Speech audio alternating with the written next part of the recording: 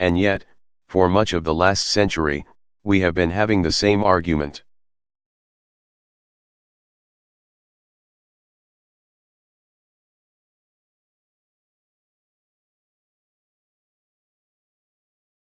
With folks who keep peddling some version of trickle-down economics.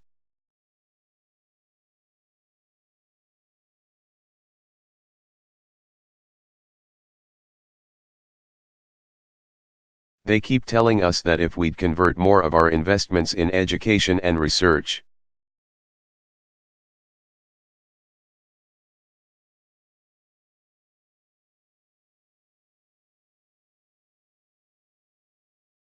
and healthcare into tax cuts, especially for the wealthy, our economy will grow stronger.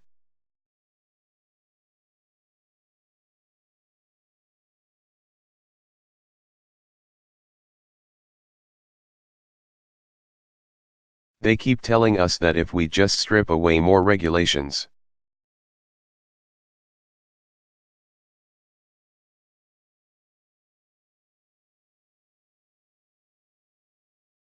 and let businesses pollute more and treat workers and consumers with impunity, that somehow we'd all be better off.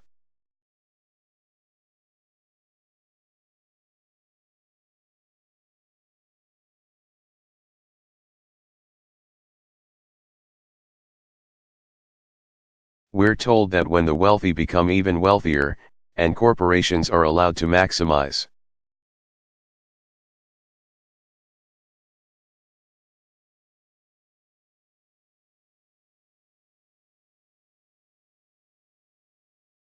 their profits by whatever means necessary, it's good for America.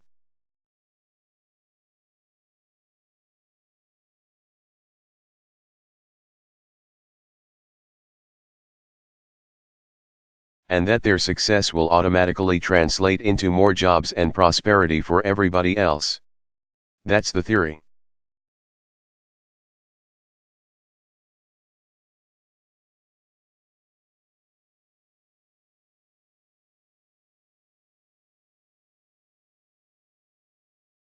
Now, the problem for advocates of this theory is that we've tried their approach on a massive scale.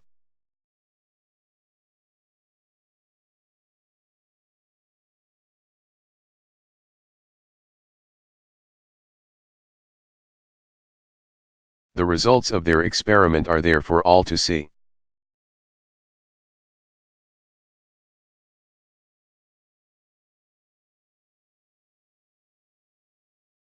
At the beginning of the last decade, the wealthiest Americans received a huge tax cut.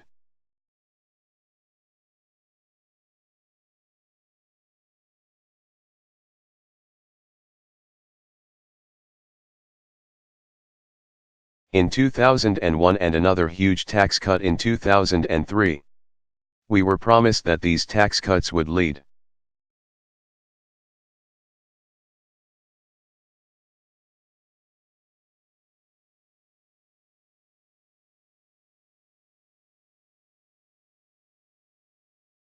to faster job growth. They did not. The wealthy got wealthier, we would expect that.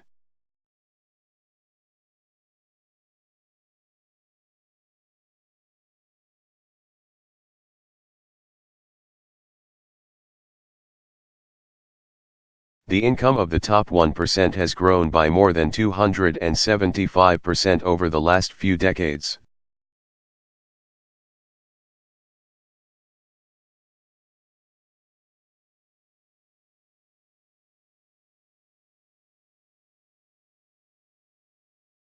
To an average of $1.3 million a year.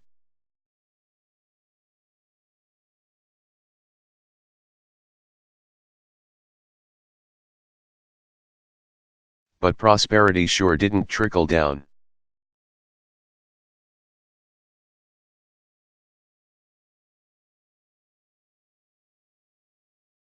Instead, during the last decade, we had the slowest job growth in half a century.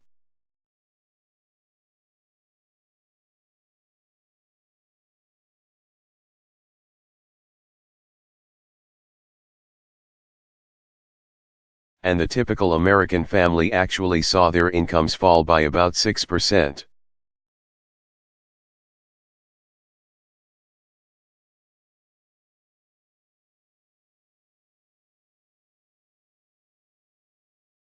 Even as the economy was growing.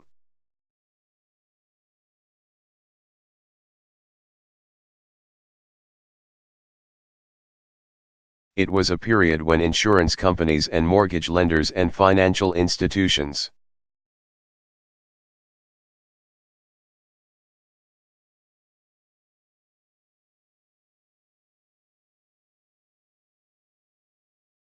didn't have to abide by strong enough regulations, or they found their ways around them.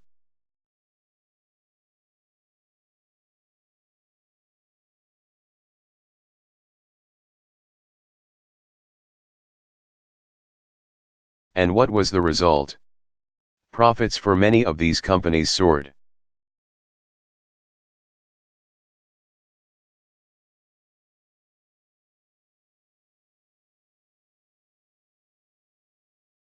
But so did people's health insurance premiums. Patients were routinely denied care.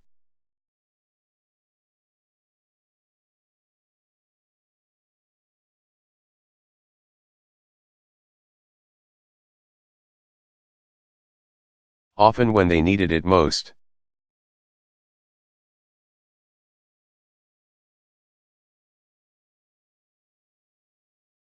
Families were enticed, and sometimes just plain tricked, into buying homes they couldn't afford.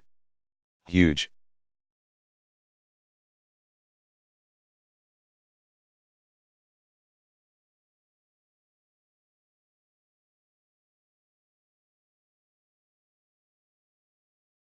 Reckless bets were made with other people's money on the line.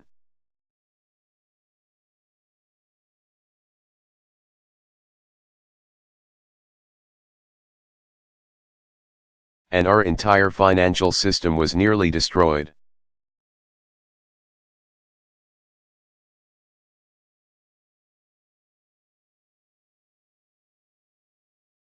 So we tried this theory out.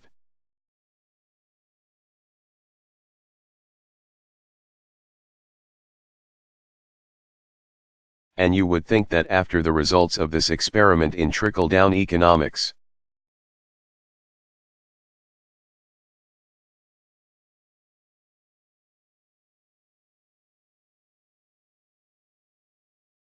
after the results were made painfully clear,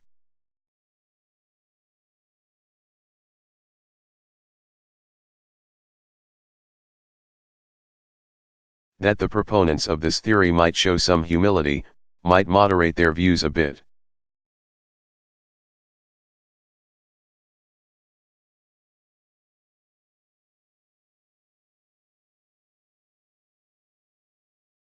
You'd think they'd say, you know what, maybe some rules and regulations are necessary to protect the economy and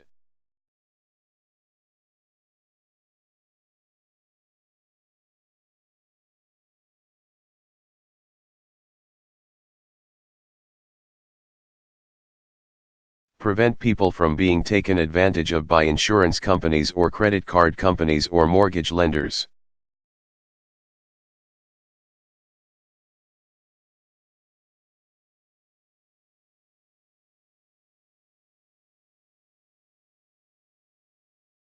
Maybe, just maybe, at a time of growing debt and widening inequality.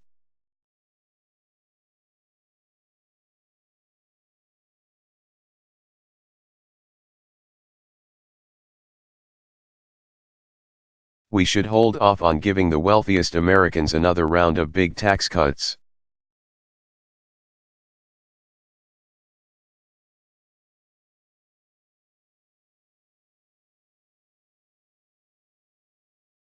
Maybe when we know that most of today's middle-class jobs require more than a high school degree.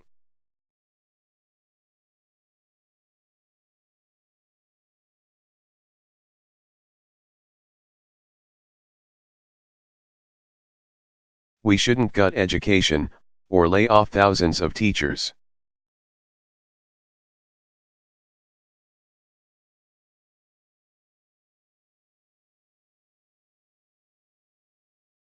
or raise interest rates on college loans, or take away people's financial aid.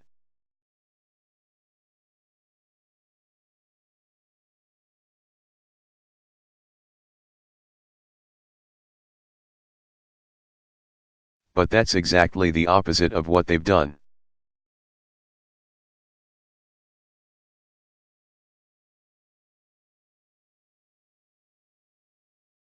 Instead of moderating their views even slightly, the Republicans running Congress right now have doubled down.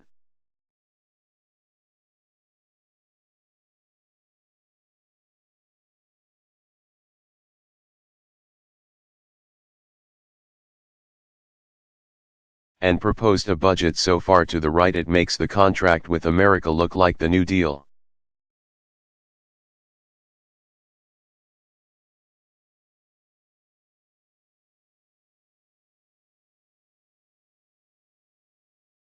In fact, that renowned liberal, Newt Gingrich, first called the original version of the budget radical.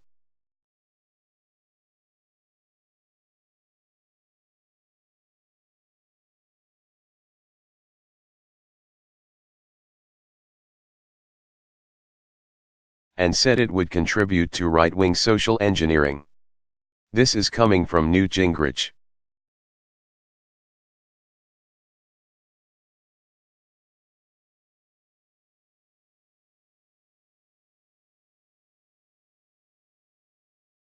And yet, this isn't a budget supported by some small rump group in the Republican Party.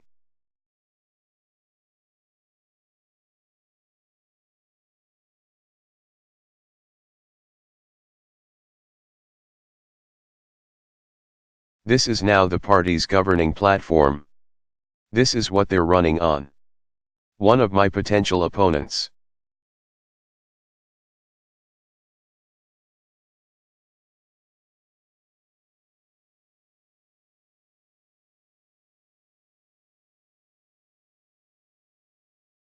Governor Romney has said that he hoped a similar version of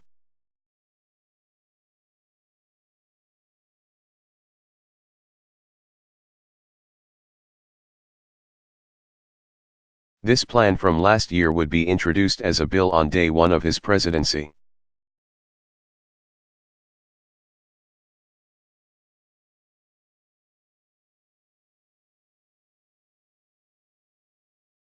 He said that he's very supportive of this new budget.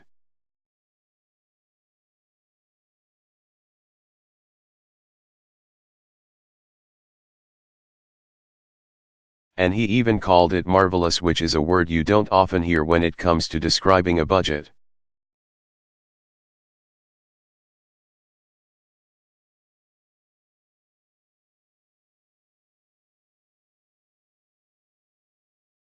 It's a word you don't often hear generally.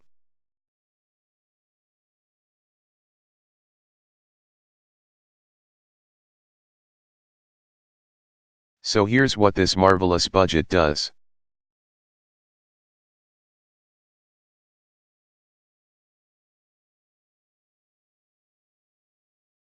Back in the summer, I came to an agreement with Republicans.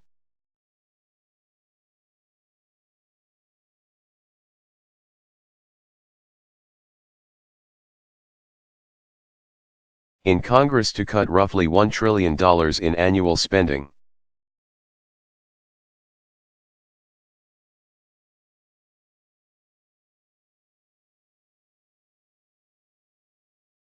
Some of these cuts were about getting rid of waste.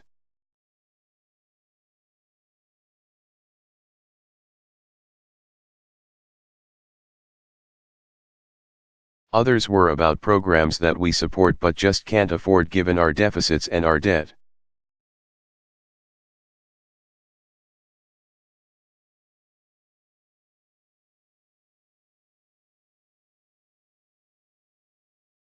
And part of the agreement was a guarantee of another $1 trillion in savings.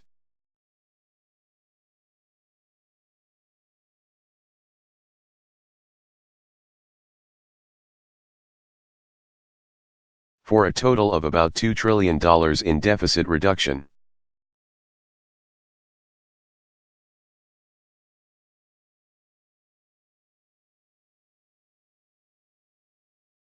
This new House Republican budget, however, breaks our bipartisan agreement and proposes massive new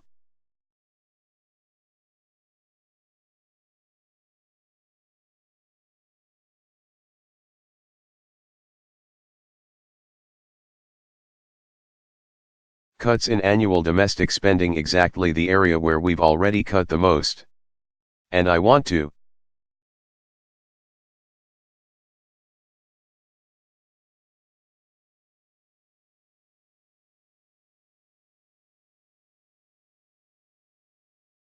actually go through what it would mean for our country if these cuts were to be spread out evenly.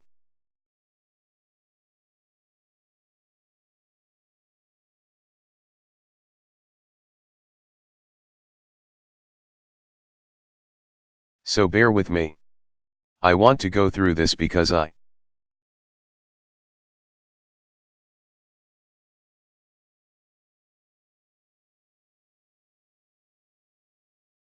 don't think people fully appreciate the nature of this budget.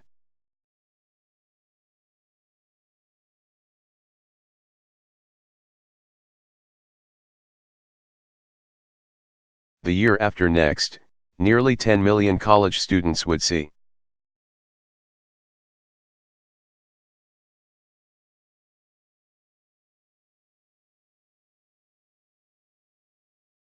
their financial aid cut by an average of more than $1,000 each.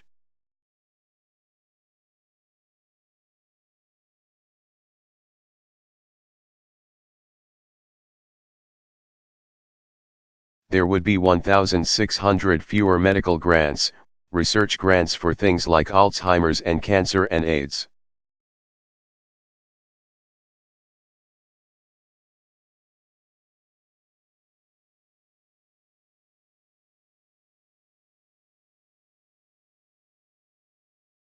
There would be 4,000 fewer scientific research grants.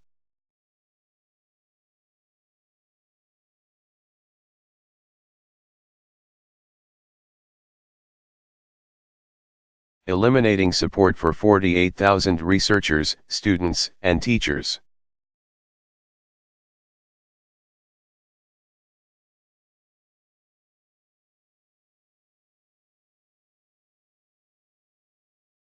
Investments in clean energy technologies that are helping us reduce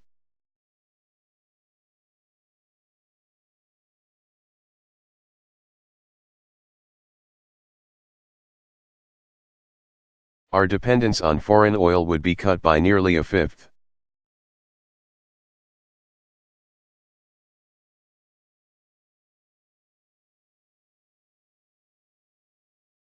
If this budget becomes law and the cuts were applied evenly, starting in 2014, over 200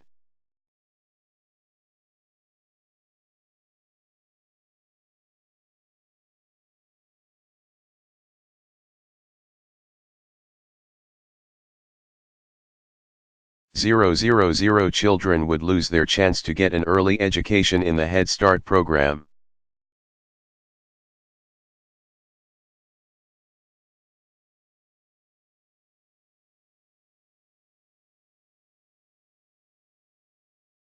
Two million mothers and young children would be cut from a program that gives them access to healthy food.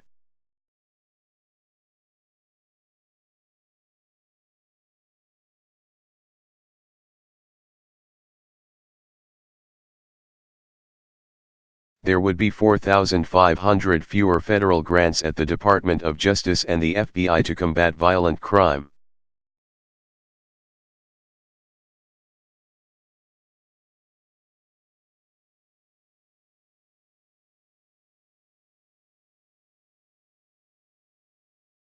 Financial crime, and help secure our borders.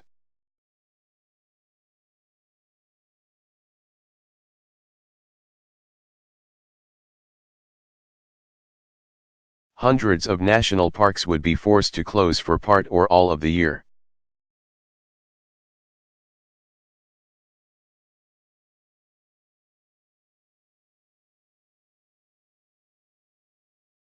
We wouldn't have the capacity to enforce the laws that protect the air we breathe.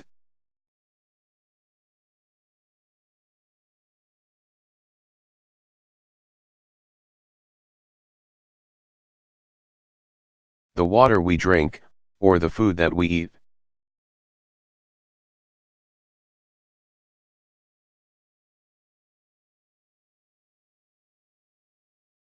Cuts to the FAA would likely result in more flight cancellations, delays.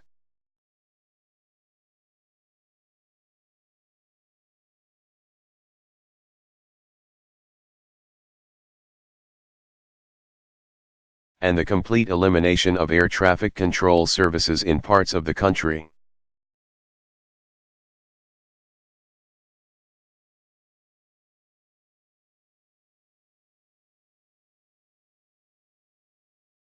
Over time, our weather forecasts would become less accurate.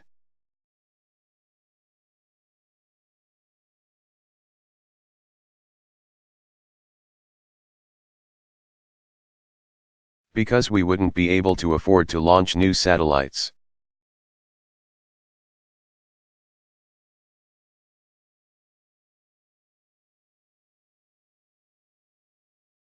And that means governors and mayors would have to wait longer to order evacuations in the event of a hurricane.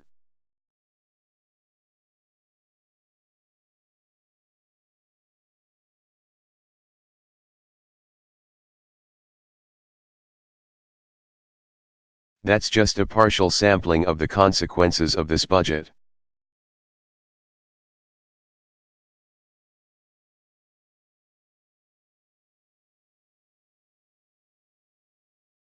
Now, you can anticipate Republicans may say, well,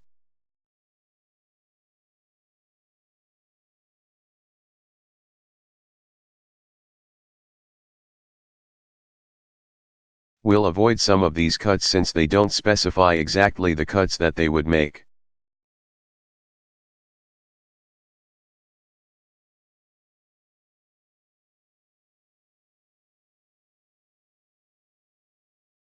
But they can only avoid some of these cuts if they cut even deeper in other areas. This is math. If they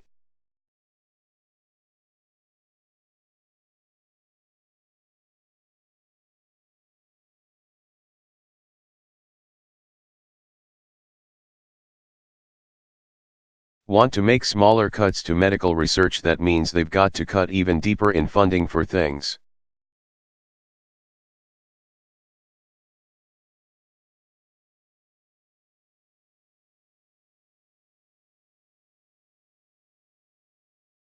like teaching and law enforcement. The converse is true as well. If they want to protect early childhood education,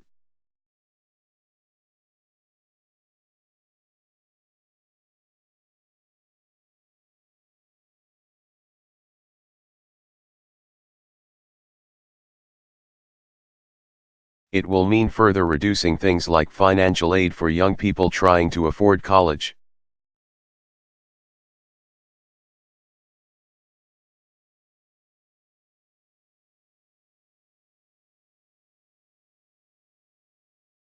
Perhaps they will never tell us where the knife will fall, but you can be sure that with cuts this deep,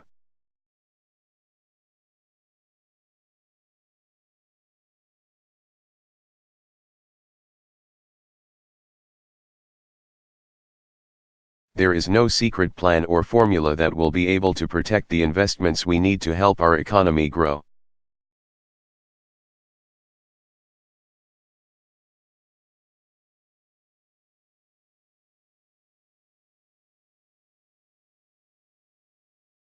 This is not conjecture.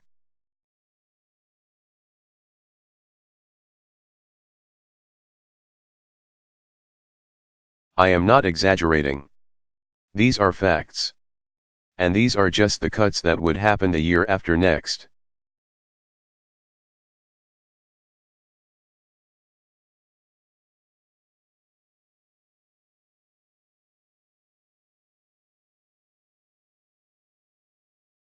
If this budget became law, by the middle of the century,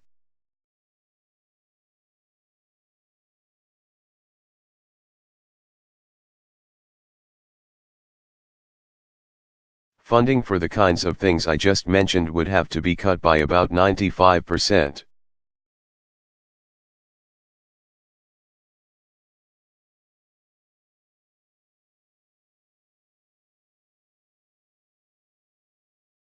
Let me repeat that.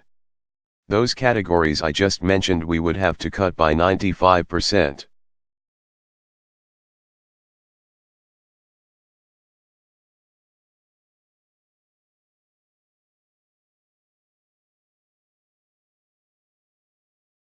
As a practical matter, the federal budget would basically amount to whatever is left in entitlements.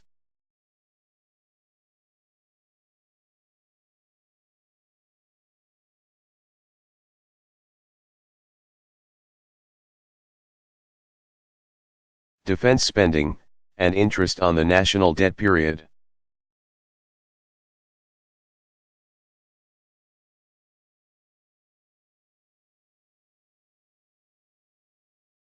Money for these investments that have traditionally been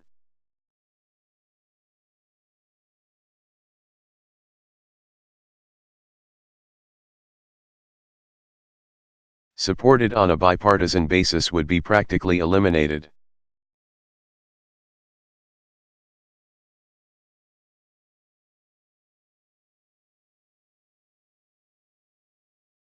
And the same is true for other priorities like transportation, and homeland security.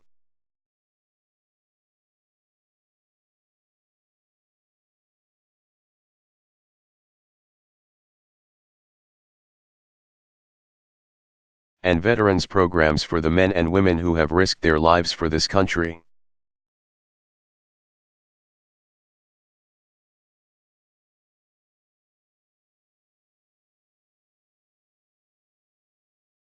This is not an exaggeration. Check it out yourself.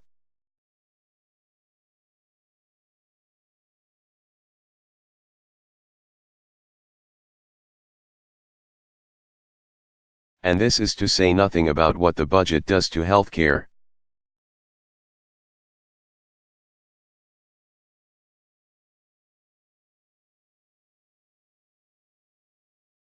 We're told that Medicaid would simply be handed over to the states. That's the pitch.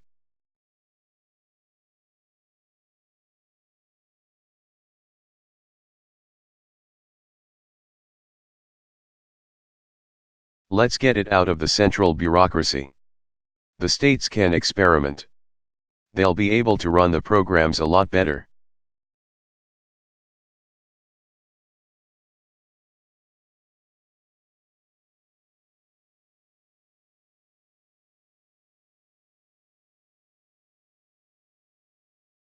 But here's the deal: the states would be getting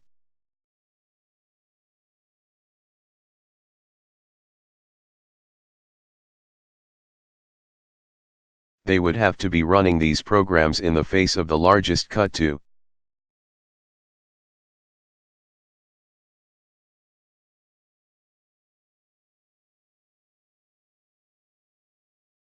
Medicaid that has ever been proposed, a cut that, according to one nonpartisan group,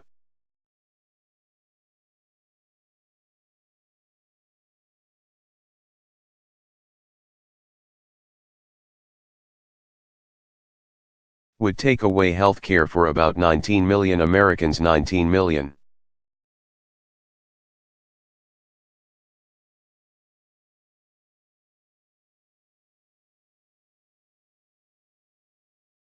Who are these Americans?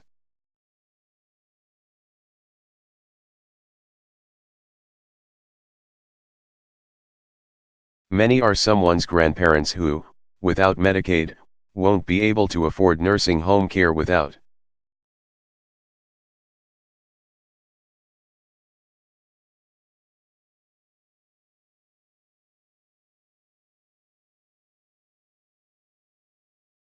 Medicaid. Many are poor children. Some are middle-class families who have children with autism or Down syndrome.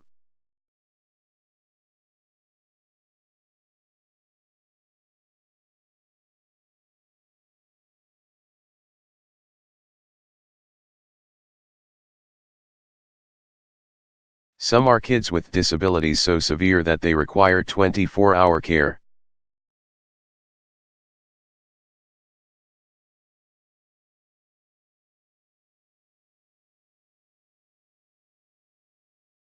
These are the people who count on Medicaid.